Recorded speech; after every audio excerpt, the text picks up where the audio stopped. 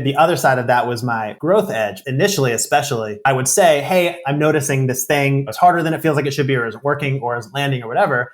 And, you and or Allie would say, oh yeah, okay, that makes sense, or ask a question. And, you'd say, so what do you propose we do instead?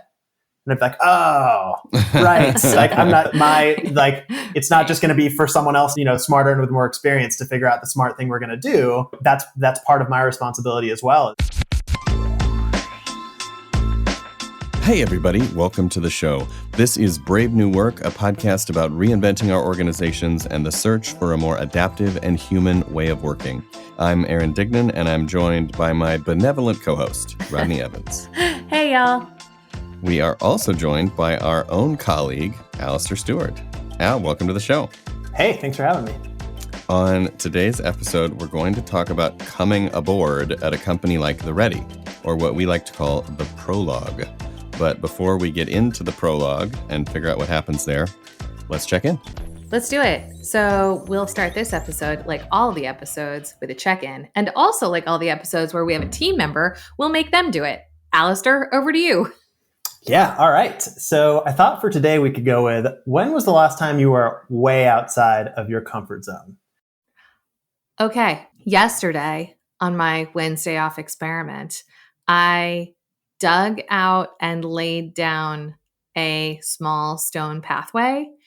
And I've never done anything like that before. And it was way harder than I thought it was going to be. And the stones that I picked probably weighed like 40 pounds each.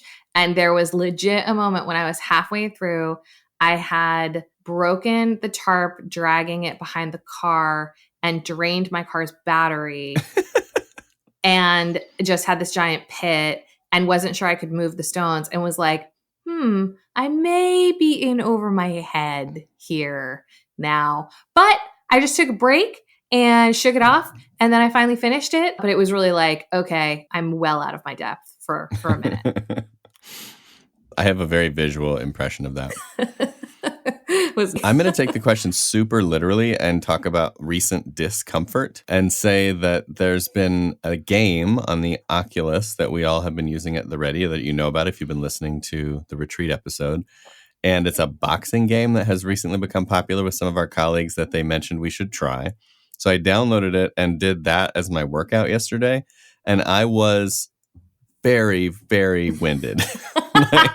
like I was like really trying to catch my breath like I was in an actual boxing match and felt like I might pass out. And it occurred to me that maybe my cardiovascular health could use a little more juice. So I'm going to keep doing it. But I was like holding the wall. Yeah, I have played that same game and I think almost got to the point where my Apple Watch was going to tell me to stop before I died. So I can, It's a real thing. For me, what comes to mind is I recently skied for the first time, and I went with a good friend who's a good skier, so I didn't take lessons or anything. And he is a great teacher and coach, but I did one or two sort of quick runs down the bunny slope, and then we went to the top of a real one. And I basically just fell my way all the way down, which was just really uncomfortable and kind of embarrassing and a little scary. And there were children zipping by me on all sides. Occasionally someone would stop to ask if I was okay. But, having done that a couple of times, I sort of started to get my bearings, which was a lot of fun. So definitely put me in a very humble learner's mindset, which was good in retrospect. Skiing is just controlled falling. All right. So today's episode is the prologue, the early days at a self-managing company.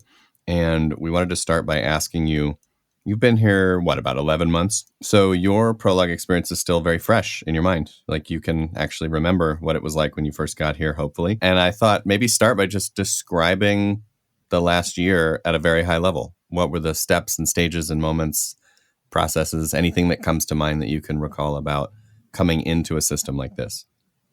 So I can remember it. I can remember pretty well. I don't have the best memory in the world, but it was interesting because I joined right as COVID was really sort of taking hold in the States and everything was getting locked down for the first time. So it was an interesting time to join a new organization. And I remember being extremely excited that the opportunity happened because sort of right after my last interview, it was like the world got turned upside down and we weren't sure what was going to happen.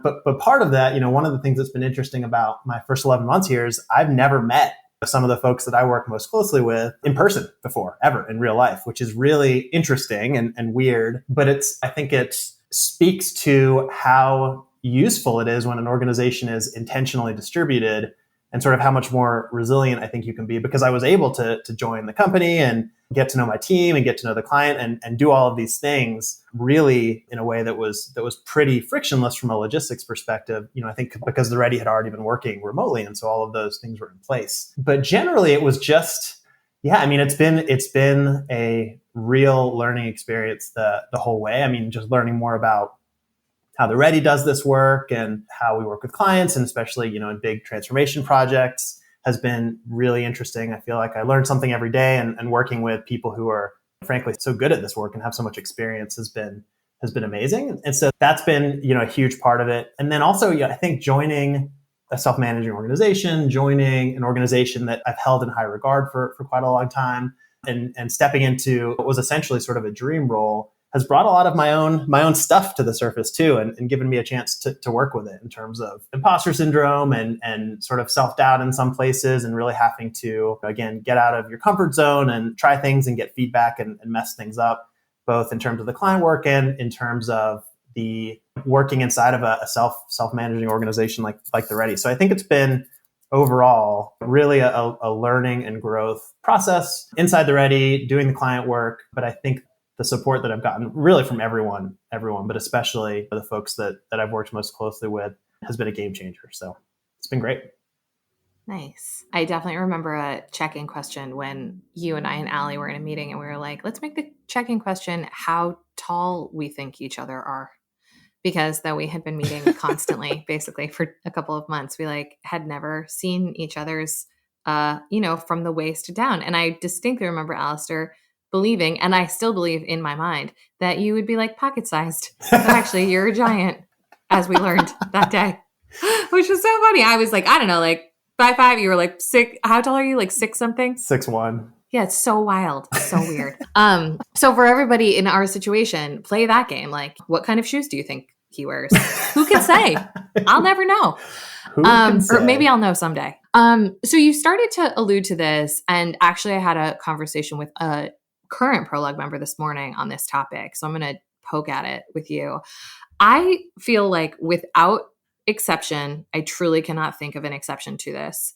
Everyone goes through a weird ego excavation during their first 6 to 12 months at the Ready, and there are a lot of reasons for that. But, one of them is that when we come from non-self-managing systems, we have something to blame for being reactive. We're basically I'm mad because this sucks and I can't do anything about it, so I can just be mad. And at the Ready, you can't really do that. You don't really have the luxury of just staying triggered and pissed off, because you have agency to fix things, and also you just have a ton of autonomy to do what you want, and that comes with pros and cons. So I think of this gauntlet that people go through, and that if you can come out of the other side, then there's kind of no going back in the best way. But during that period of time, it's really rough sledding. So you started to mention some things like imposter syndrome and self-doubt. Tell me about the gauntlet for you. How was it? How are you now? What would you tell people who are standing on the diving board of that? Yeah, I think that's certainly true. I think there's probably different flavors for different people. I imagine that it's, there's one flavor if you were to join an organization like the Ready with just decades of experience doing organizational transformation or other things, and having to sort of unlearn some of that stuff and learn the Ready's way. I think that would be one style. For me, this was sort of a step in terms of career progression and really leaning into doing this work at a particular scale and in a particular way. And so for me, it was more about, initially I could sort of use, or I could lean on the idea that I'm new to the Ready and I'm just sort of in learning mode and observing mode and taking it all in mode. And what I realized over time was that I was using that as an excuse not to take risks. Mm. And I think a lot of this is less on the client side, but certainly internally in terms of being inside the Ready, I would there would be conversations happening in Slack or in our opera meetings or wherever it might be. And I might have a perspective or an idea or a suggestion, but it would sort of feel risky to put my perspective out there, even about something sort of uncontroversial.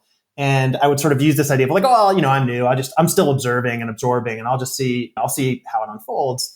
And so I realized, over time that really was becoming something I was sort of relying on to avoid getting outside of my comfort zone.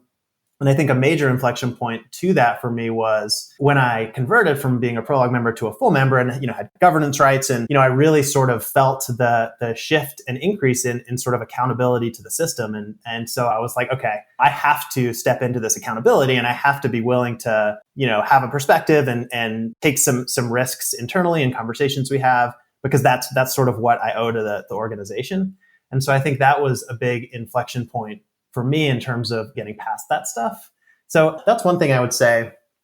And then the other thing I would say, and this would be true, I think, inside the Ready and in the client work, is you really have to experiment. It really is sort of a microcosm of the way that we sort of coach and support clients through transformation, of really sort of tuning into what you're sensing in terms of things that aren't working or opportunities you see or sort of adjacent possibles.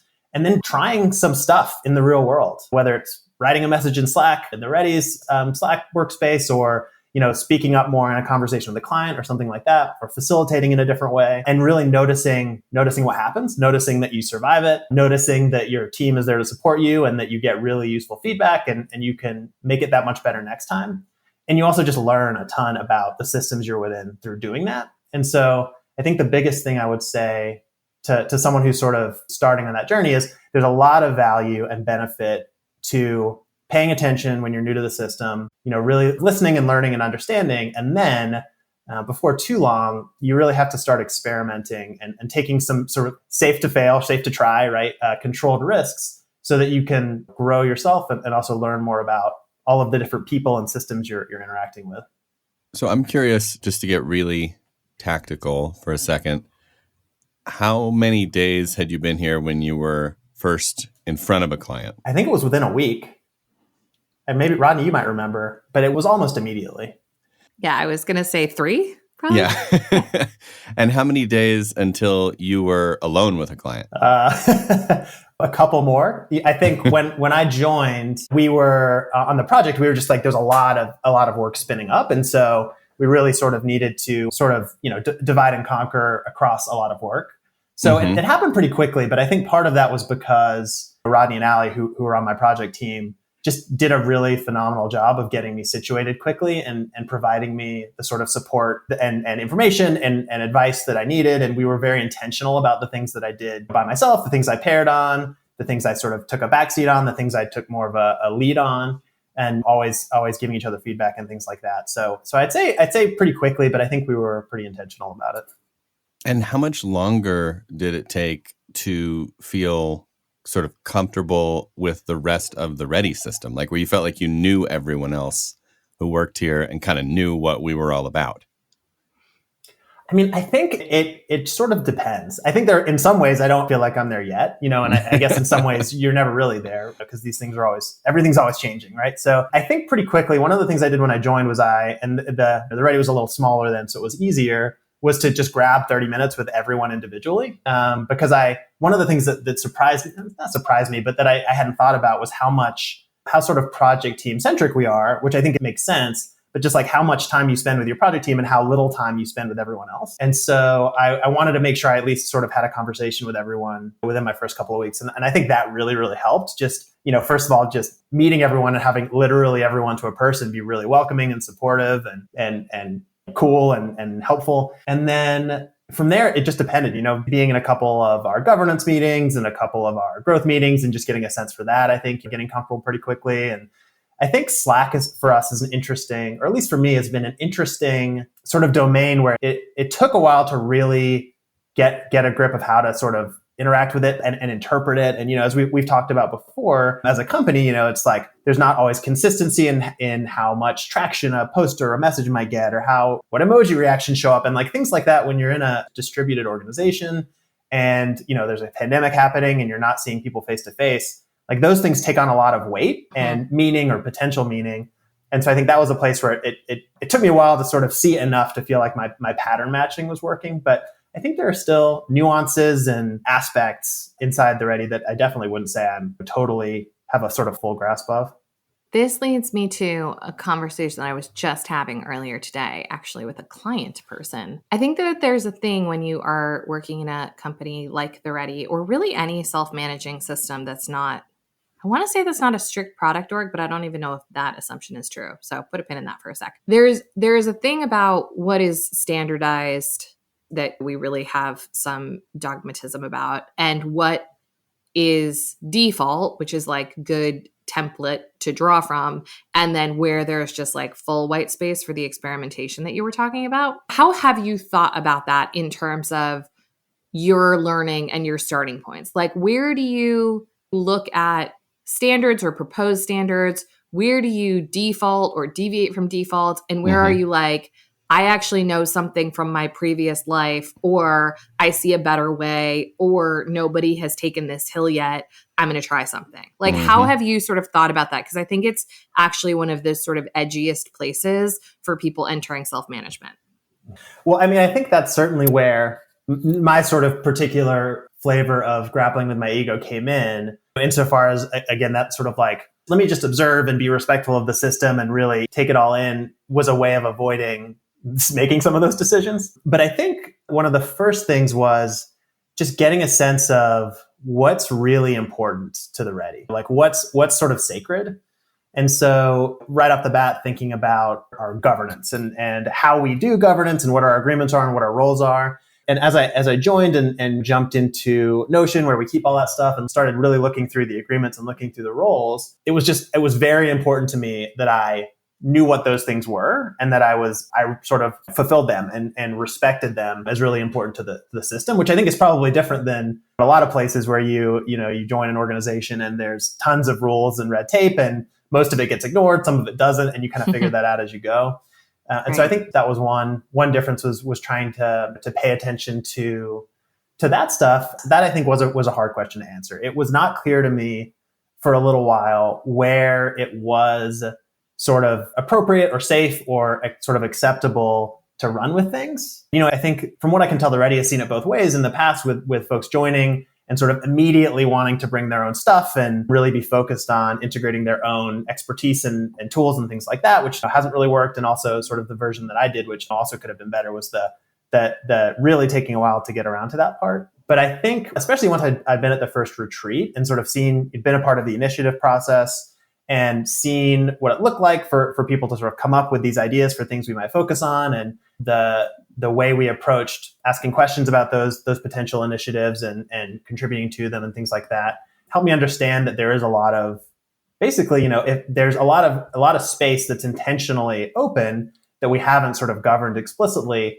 so that we can, sort of notice things and try things. So I still don't feel like, and I don't know if there is a super clear rubric necessarily, other than the governance is sort of, is agreed upon until it's not anymore. But in terms of like where there's room to play and where there isn't. So I think that was something that was challenging, of not knowing what the implicit norms might be, or what the sort of unknowns might be coming into the system. So speaking of not knowing, at least at the Ready, and this is true at not all workplaces, but in a lot of workplaces, the prologue period is almost like a trial period, right? It's a two-way trial where the new member, the prologue member, and the system are trying to decide, did we get it right? Is there a fit here? And so what I'm wondering about from your perspective is, how far into the experience were you when you knew that the Ready was right for you? And what were like the triggers or experiences or moments that helped you have clarity about that? And then how far in were you feeling like you were right for it and had some kind of confidence or relaxation or moment of relief, like this feels like this is working? When did that happen, and what were the circumstances around that? Yeah, so to be honest, I joined the Ready with the assumption, that it was right for me, and that assumption was going to be validated or not. But I didn't come from a place of I'm not sure which way it'll go. I came from the place of I'm pretty confident this is going to be the place for me, and if not, that's okay too. But so I don't think, basically, I spent the whole prologue period not being proven wrong about that. So I wouldn't say there was a moment where I was like, okay, this is the place for me, because I think I felt that way from the beginning. I think the other side of that was really interesting. So when I joined, I was, I think, the second prologue member after sort of the prologue member thing was added to the system. And when I joined, there was not a lot of clarity around how the sort of conversion decision would be made. Like who would decide if a prologue member, got the opportunity to become a full member? How would they decide? What criteria would they use? Things like this. And so as I got further into my prologue period, that was creating some tension for me because I didn't know how to evaluate how I was doing from that perspective. I knew I was getting feedback from Ali and Rodney about my client-side work, and I didn't think anything was going too far off the rails, but I didn't really have a sense of how can I sort of self-assess against this sort of decision. And it was cool because that was a chance for me to see self-management in action, because I brought that tension to Rodney and Ali, and we sort of talked through it. And I think within a week or two, they had brought a proposal to our governance meeting to really clarify how that decision was going to happen. And so just having clarity on that really helped me get a sense of that. And then the other piece that was baked into that agreement is that, your project team, if you're on a project for the entire prologue period, your project team makes the decision as to whether you're sort of, are offered that opportunity to convert to a member. And part of the agreement is, as the project team, if you see an issue or a trajectory or a skills gap or something like that you think might put them at risk of not being sort of eligible to become a full member, you have agreed to tell them that. And so that created a ton of sort of safety and comfort for me, because I knew that no news essentially was good news, and I was still getting a ton of feedback that was really helpful in terms of client interactions and things like that. But I didn't have to wonder so much overall, does it seem like I'm a good fit for the Ready? I feel like this is going well, but I don't know what I don't know, because I knew that, and I trusted that if that was unfolding, that Ali and Rodney would tell me. So it was at that point that a lot of that sort of fell away, and I felt a lot more at ease in the sort of prologue situation. What's it like to join a company where you don't have a boss? So it was interesting for me because I have spent most of my career in positions where I have managed my own time and efforts, and I've not had a ton of oversight, or I haven't had particularly controlling bosses. So in terms of sort of like managing my own work on a day-to-day basis, that was something I already, was familiar with. But I think what was interesting for me was just noticing where either the lack of the ambiguity or the lack of, someone with clear authority could sort of provide me a sense of certainty or stability or something like that. And I do better in more democratic environments. I'm not great at having a boss, to be honest with you, but in a conventional organization, there's one main relationship you really have to manage, right? And that's like, if your boss is happy with you, feels good about your work, you're probably okay. And so joining but there's trade-offs to that, right? So joining a self-managing organization where we have a reputational system, and there isn't any one person where, as long as they feel good about the work you're doing, like, you're totally good to go. Mm-hmm. And so there's a lot more complexity to manage there. And I think there's more anxiety. For me, there was more anxiety around, it is important that I build relationships with a breadth of people, and like the impressions I make in our company-wide meetings, like they matter. And they would matter anyway, and I would feel that way anyway, but they like really, really, really matter in terms of like how, the work you're going to get to do and the opportunities that are going to be presented to you. So there's a lot of complexity to manage in terms of navigating those things. But I also think you get more flexibility and you get more resilience too. Like, I think on the same token, if you and one other person, for whatever reason, don't get along, which I haven't found that person yet, but you never know.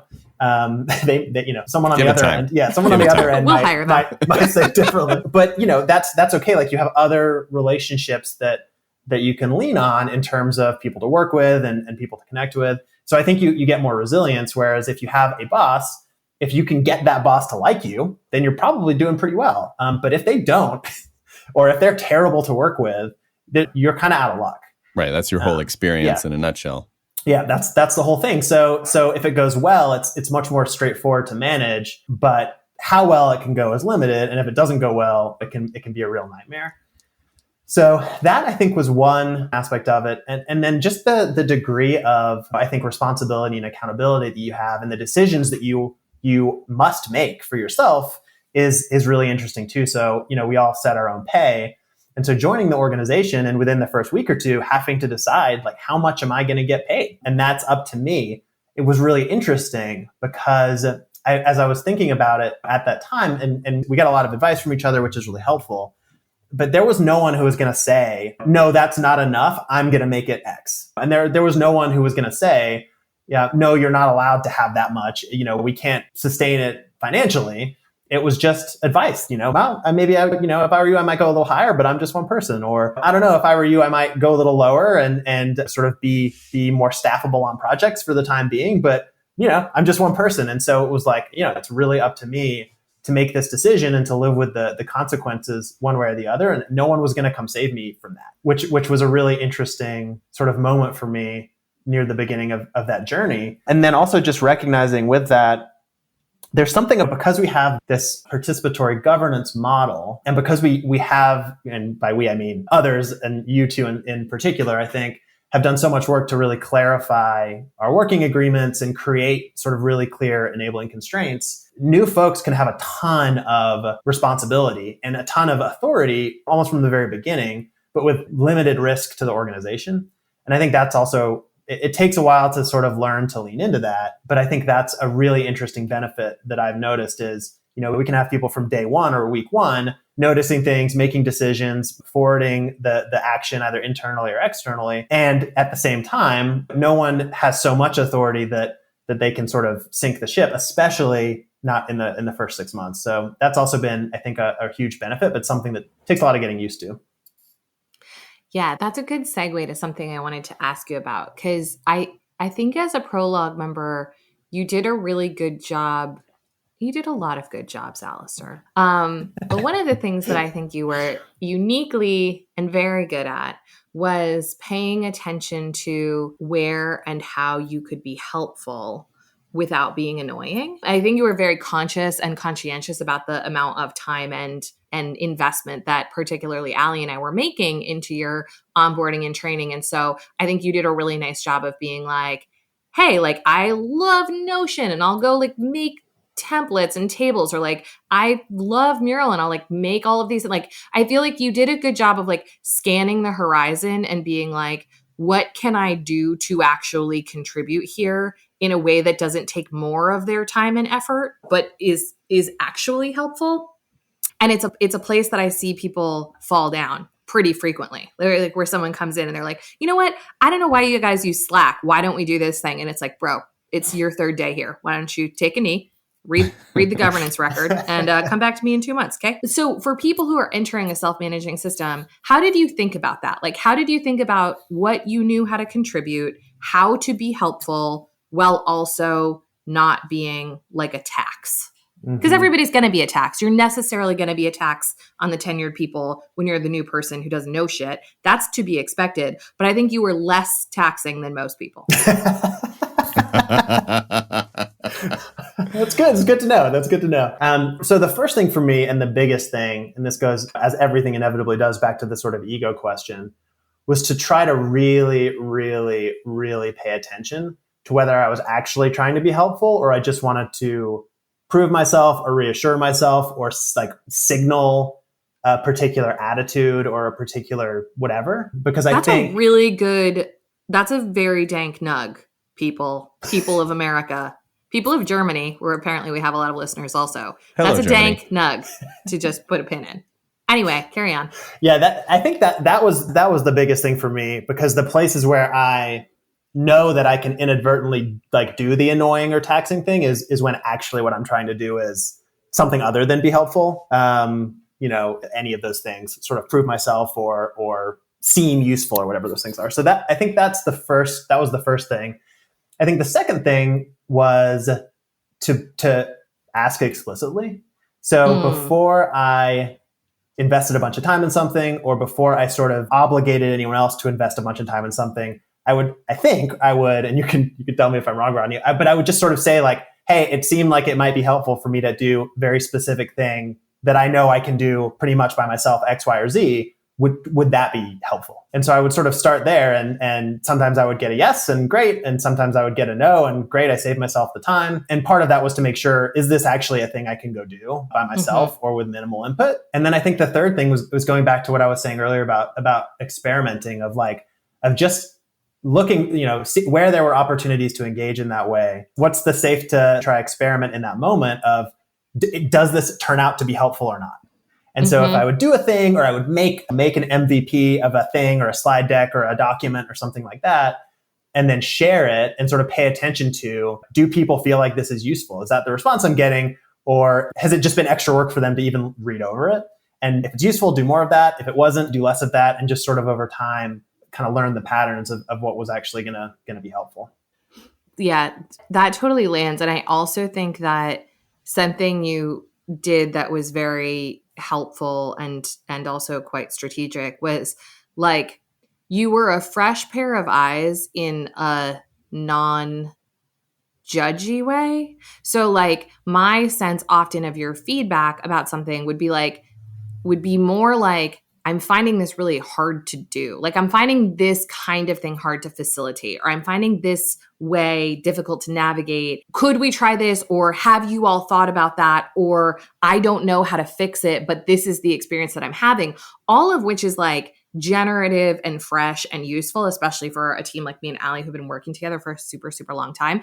Whereas the less helpful thing is a new person just being like, this sucks, we should not do it. And you're like, okay, well, like, I don't know what to do with that. So I feel like it was a helpful balance of noticing and reflecting your experience and opening pockets where we're like, ooh, maybe there is a V2 here that we haven't thought about, but also being kind of aware of the fact that there might have been history and thinking that you didn't know about, and that you didn't necessarily have like the silver bullet all of the time that was going to solve the problem. And I think that's a thing when you're new in a self-managing system that's been around for a while and has been experimenting on itself for a while, is like sharing the feedback and assertions, but also holding them quite lightly.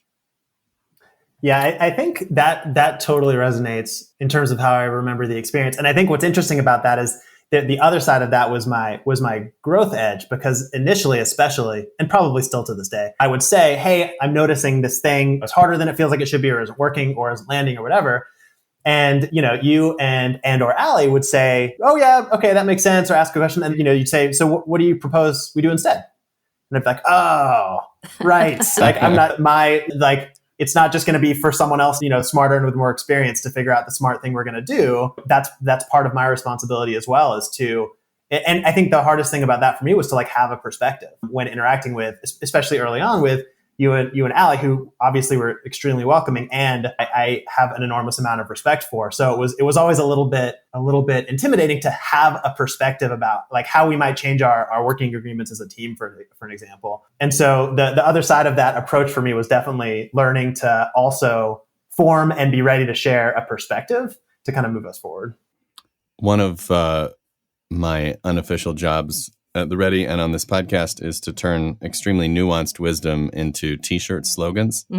And my read on everything the two of you just talked about and unpacked that was really, really exciting and interesting is it almost boils down to what's missing versus what's wrong. And so in the early days of joining a system that has the richness of a self-managing system, if you focus on what's missing, you're contributing, you're filling those gaps, you're pointing out to others what's not there that would allow you to flourish. You're like playing a game of filling in.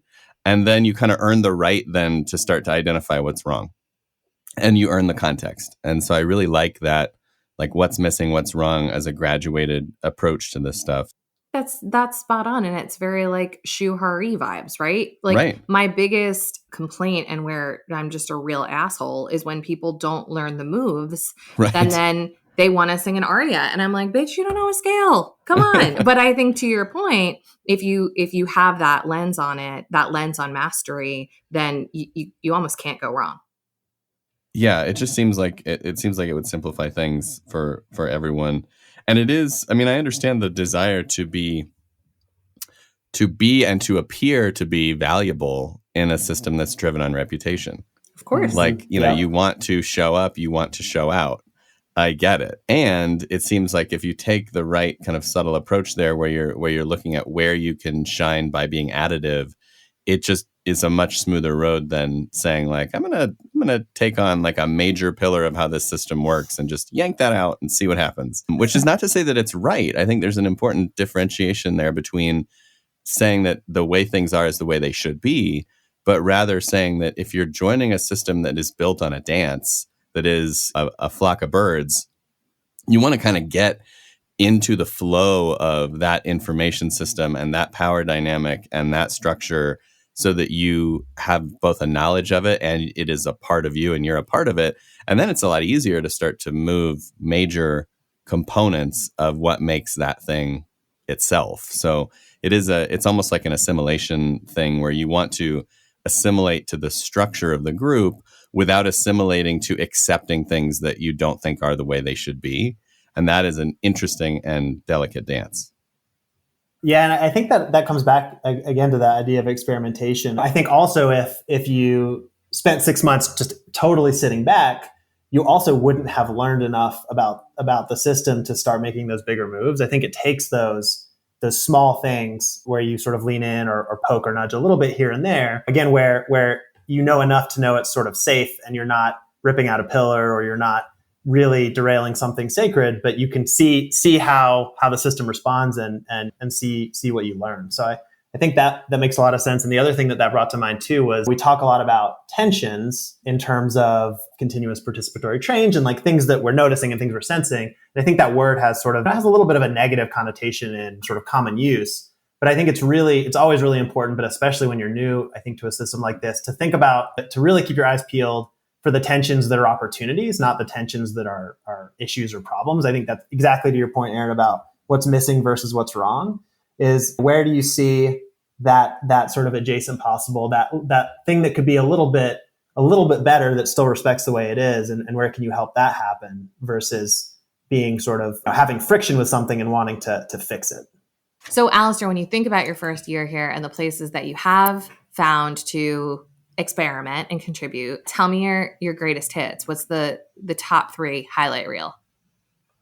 Yeah, so a couple things come to mind. The first is I took over a couple months in facilitating one of our Opera the meetings, which we call OS Coffee, which is essentially sort of a lean coffee format, but where we can talk about both transformation work and our own OS. And so I took over facilitating that, and I thought it would be a really good learning opportunity, especially early on, to get a feel for the system and be able to engage, but again, having it be safe to try.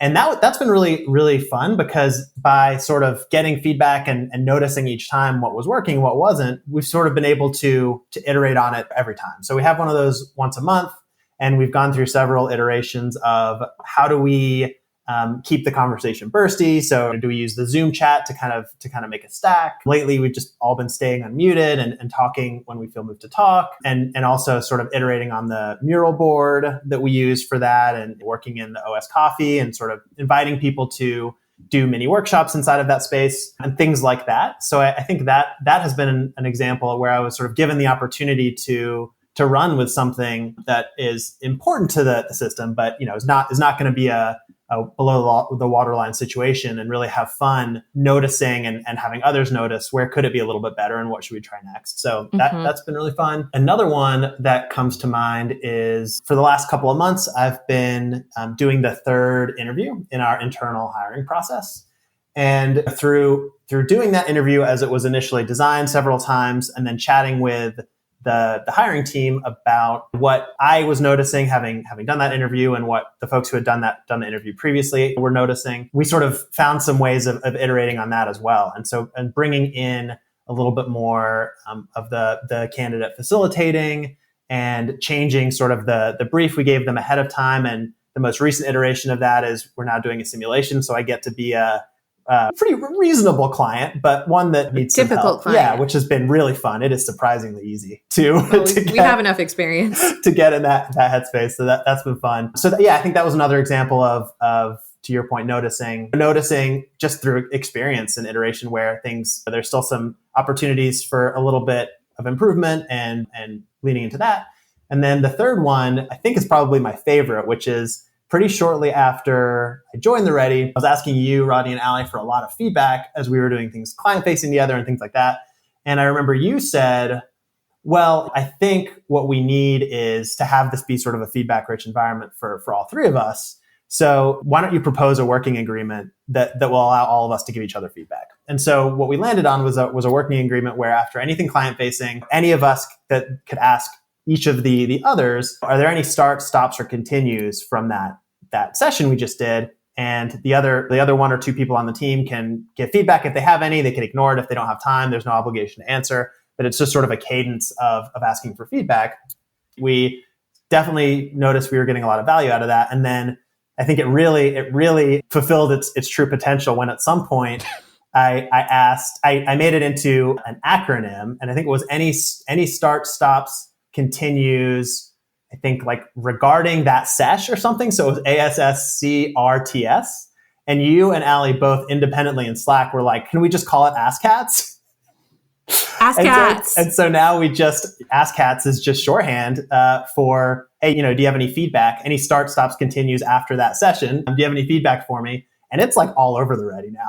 It is definitely spread. Ask Cats it's catching. It is. Yeah, it is catchy. So I'd like that t-shirt as well. Aaron, wait 1 second. That's easy. And I have to say that Ask Cats seems like a great place to draw things to a close. We can do our own little Ask Cats session after this episode. Alastair, thanks so much for joining us today. Thanks for having me. It was a blast. Where can our listeners find out a little bit more about you if they want to stalk you on the internet? Probably the best places would either be LinkedIn or on Twitter or on the Ready's website. Perfect. If you enjoyed our show today, or if you didn't, but you like some of our other shows, that's totally fine. Please leave us a review. Leave a good one. I mean, they're all good because you all are very kind to us. We love your reviews. We read them all. I show them to my mom. It's the whole situation. Or forward our show to someone who needs it, or just follow it. That also helps with the algorithms. Thanks so much. And finally, a quick tip of the hat to Taylor Marvin for making us sound good. Brave New Work is produced by The Ready, where we help organizations around the world change the way they work. Get in touch with us by emailing podcast@theready.com. And as for you, thanks for listening. Now go change something.